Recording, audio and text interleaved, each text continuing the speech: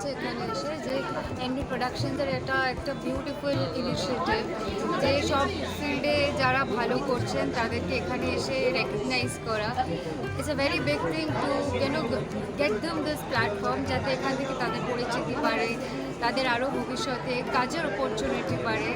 এখানে যেরকম creative field রয়েছে, বাকি সমস্ত ফিল্ড থেকে যারা ভালো করছেন তারা এখানে অ্যাওয়ার্ড পেয়েছেন। ইটস এ বিগ রেকগনিশন পেতে সবার ভালো লাগে, ঠিক আছে? কারো যদি এফোর্ট রেকগনাইজড হয়, everyone gets please, everyone is happy. তো আমার নীল বিশ্বাসকে অনেক অনেক ধন্যবাদ এবং ওর ফিউচার এন্ডেভারের জন্য অনেক শুভেচ্ছা থাকলো। আর সবাই রয়েছে, ইনফ্যাক্ট বাংলার গৌরব সম্মান, মানে আমাদের বাংলাতে তো ট্যালেন্টের অভাব নেই, আমরা সবাই জানি, শুধু সবসময় হয়তো তারা রেকগনাইজড হয় না।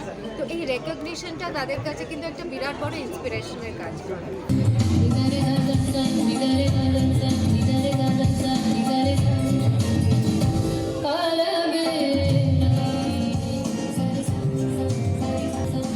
আমাদের এই প্রোগ্রামটা বিগত 3 মাস ধরে আমাদের অ্যারেঞ্জমেন্ট হয়েছে। তো দুটো প্রোগ্রাম একসাথে আমাদের হচ্ছে অ্যাকচুয়ালি। তো রানওয়ে শো ছিল ফার্স্টে, তারপরে হচ্ছে অ্যাওয়ার্ড শো। তো অ্যাওয়ার্ড শোটা এখন সাকসেসফুলি হলো।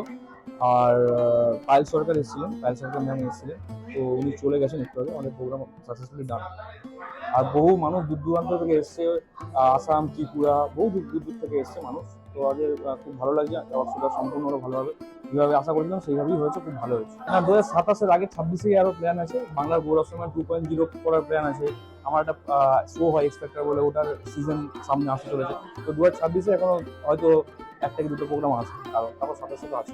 দেখো, নতুনদের নিয়ে আমি কাজ করতে ভালো লাগে। তো আমার সমস্ত টিম মেম্বার যারা আছে তারা সব পুরোটাই মানে একদমই নিউ কামার, যারা নতুন। আর ওরা একদমই অল্প বয়স, 25-এর মধ্যে সব বয়স। তাদেরকে নিয়ে কাজ করতে প্রত্যেকেই ভালো লাগে। Bureau report, S news.